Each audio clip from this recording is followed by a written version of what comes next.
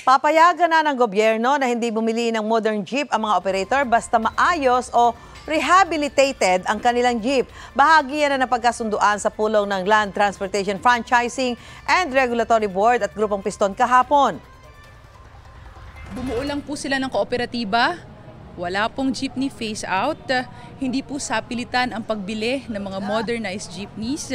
Makakabiyahe po ang mga traditional jeepneys as long as roadworthy po ito. Bagamat sinasabi ngayon ng LTFRB na hindi necessary na bumili kami ng mamahaling mga unit, pero ang sabi ko maglabas kayo ng isang executive order na katunayan.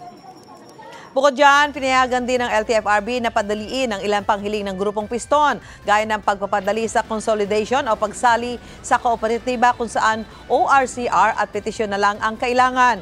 2 hanggang 3 kooperatiba na ang pwedeng bumiyahe sa isang ruta, imbes na isa lang. Mula sa 15, ginawa ng 10 na lang ang minimum na miyembro ng isang kooperatiba. At hindi na rin sisingilin ang ilang multa sa hindi pagsunod sa PUV modernization.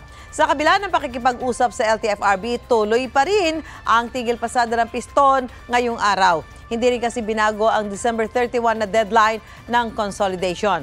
Ayon sa Department of Transportation, ituturing ng illegal o kolorum ang mga hindi aabot sa deadline.